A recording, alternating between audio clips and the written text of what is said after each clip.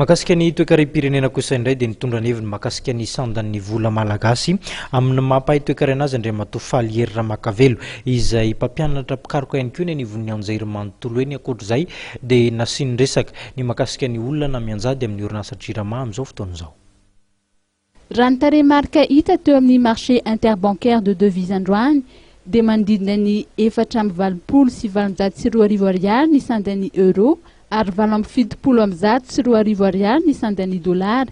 Izany hoe maro toerana ihany ny vola malagasy ao anatin'izao vanim-potoana sarotra izay lalovan'ny firenena izao raha ny hevitry ny mpahay toe-karena Faliery Ramakavelo. Raha ny ohatrany hoe ny ariary avoaka amin'ny banque centrale aloha dia azo atao hoe maro toerana ihany ny ariary, tsy dia nisy hoe niakatra be ny euro na niakatra be ny dollara fa azo atao hoe ao amin'ny antonony ihany.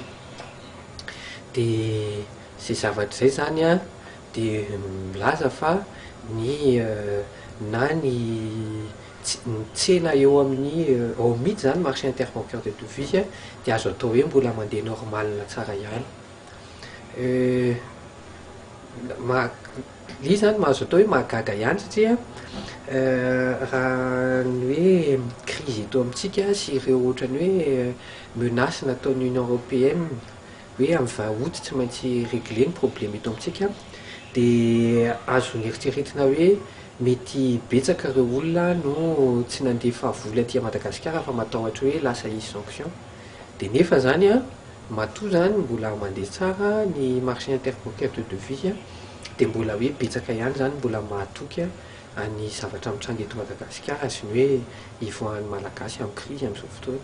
Anisan'ny voaresaka tato ato koa ny olana izay sedren'ny Jirama izay olana efa nisy adray raha ny volazan'ity mpahay toe-karena ity. Manoloana ireo resaka mandeha mikasika ny famarotana na ny privatisation any Jirama dia nambarana Andriamatoa Faliery Ramakavelo fa tsy vahaolana izany.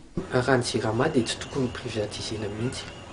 Ny antony dia satria ny énergie dia secteur stratégique. Raha vao ny énergie zany tsy ananan'ny fanjakana contrôle dia mety hoe hiakatra daholo ny vidim-piainana rehetra raha hoe miakatra be ny énergie. Dia tsy dia azo tsy tokony mihitsy zany privatisena ny Jirama raha ny hevitro manokana. Problème koa nefa dia ny zavatra hita dia raha vao ny fanjakana no mitantana orinasa dia matetika sahirana foana ilay orinasa. Dia tokony mametraka mihitsy zany ny fanjakana gasy hoe na dia tantana ny fanjakana raha lisy dia tena atao tsara tantana, atao mampidi-bola ary tokony tena atao tsara zany ny fitondrana anazy. Anisan'ny mahatonga ny sarina Jirama betsaka ny fahitako anazy dia le centrale thermique mihitsy no efa miantitra dia tokony avaozina zany satria efa betsaka ny centrale thermique na centrale hydraulique afaka hoe tena ahafahana mamokarana herinaratra mora. Dia ireo zany moa dia mazava ho azy fa mila partenariat amin'ny olona any ivelany notamment zao fahafantarako azy ireo avy any Corée Atsimo afaka tena manome ohatrany hoe karazana centrale mora noho ny any amin'ny firenena tandrefana nefa tsara kokoa raha ny qualité dia miaraka amina hoe paiement échelonné ohatrany hoe 20 ans 30 ans dia amin'izay miamora koa zany ny charge d'amortissement ahafahana manao an'izy.